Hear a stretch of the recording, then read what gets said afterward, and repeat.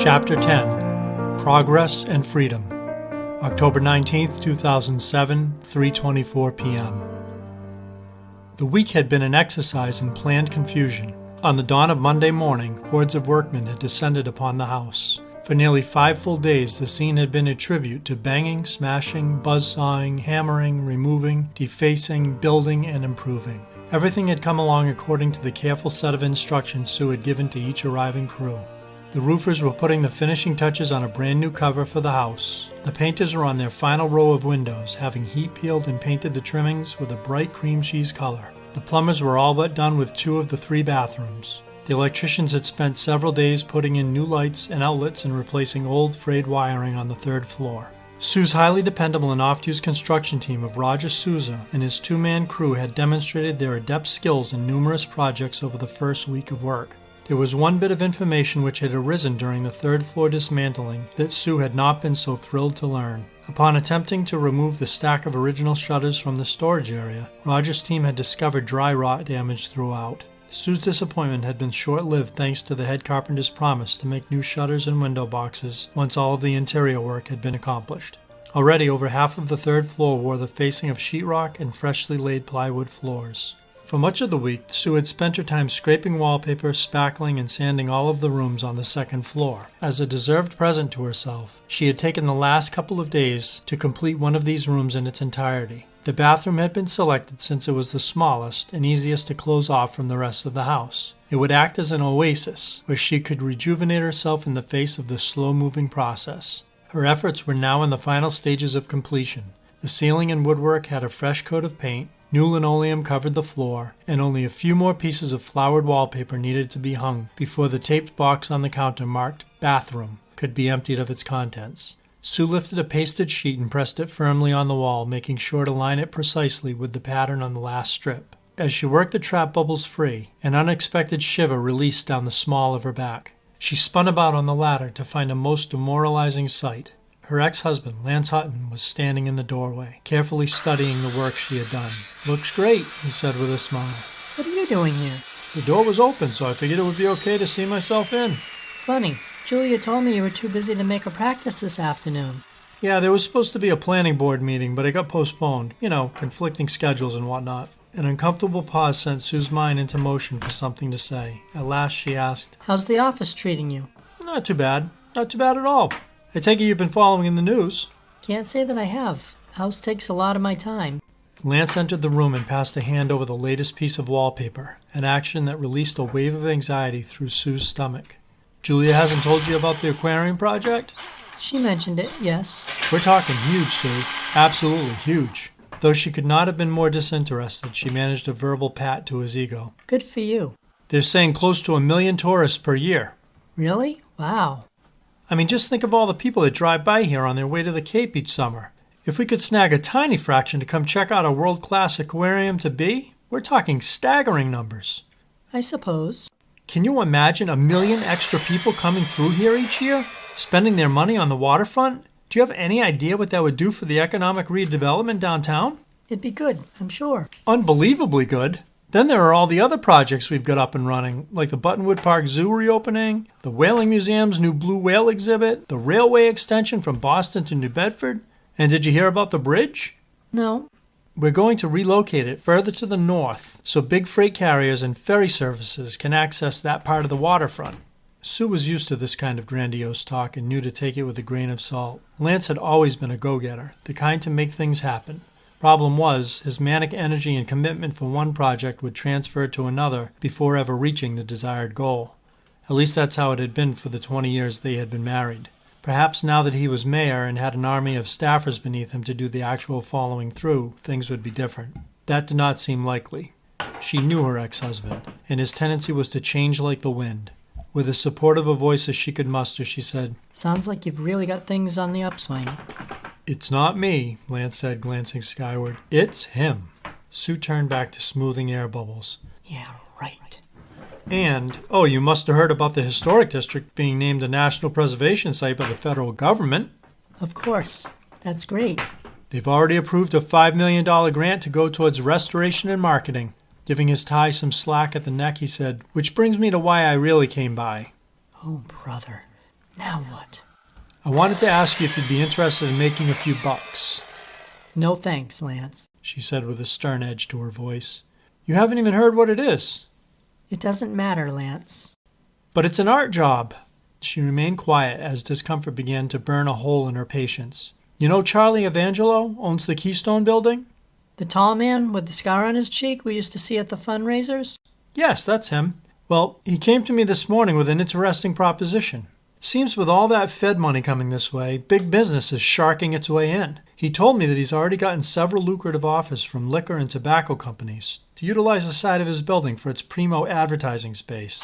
But he's got a much better idea in mind. Dread began to spread about her arms and legs like a tightening rope. I was wondering if you could do me a huge favor. What, Lance? I'll just come out with it. It would be better if you just left.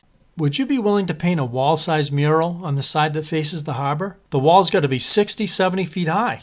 A flush scorched in Sue's cheeks. Absolutely not. No way. There's no pressure. It's just that Charlie's going to commission somebody to do it. I figured it may as well be you. I'm not interested. Thanks. Would 12,000 change that any? Sue stepped off the ladder, doing everything she could to cool her inner boil. She had divorced this man for a reason, to take the control back in her life. And this was a perfect opportunity to do so. Look, I appreciate that you thought of me, but I don't have that kind of talent. I don't have the time to do it, and more than anything else, I don't want to do it.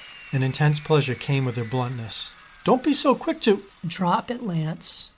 Please, just consider the offer, would you? He mentioned that he'd like to get it started in another couple of months, so you have plenty of time to think it over. A frustrated lash flipped from Sue's tongue. I thought you were a born-again Christian now. Lance's face drew long with a puzzled expression. I am, but what does that have to do with anything? Well, you're acting like you used to, trying to force me into something I don't want to do.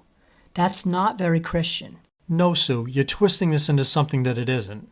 I don't think so. Please, I'm not what I was before. What dream world do you live in? I promise, I'm not forcing you to do anything. All I ask is that you give this some consideration. Nothing more, nothing less. Sue stared at him coldly. What's the mural for?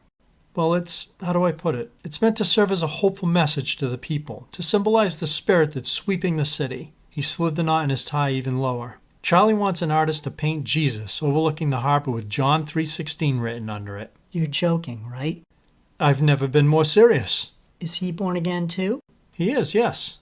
Sue shook her head in disbelief. You know, you really have lost it. Of all things, Lance, Jesus? You don't get it, do you? I guess not. Listen to me for a second. He paused before asking a heartfelt question. Do you realize who Jesus is? Of course I realize who Jesus is. Tell me then. He's the baby in the manger, Mary's son. That it? And he's the sacrificial lamb who died on the cross for our sins, blah, blah, blah. Blah, blah, blah? Look, Lance, if I wanted a sermon, I'd go to church on Sunday. In case you haven't noticed, I'm really busy here. Sue, look, it's obvious. You don't really want me around. Frankly, I can't say that I blame you for feeling that way after all the misery I put you through. Let's be honest. It would probably take a miracle for you to ever trust me again. But his thought changed direction before she could respond. When I first became mayor, this city was a disaster, and so was I. You know better than anyone else that I was into it for all the wrong reasons. The attention, the glamour, the power, the money, and so on. It was the same old Lance Hutton doing his thing at the expense of others. But then, right around the time of our divorce, God came into my life and the most incredible thing took place. I became a new creation.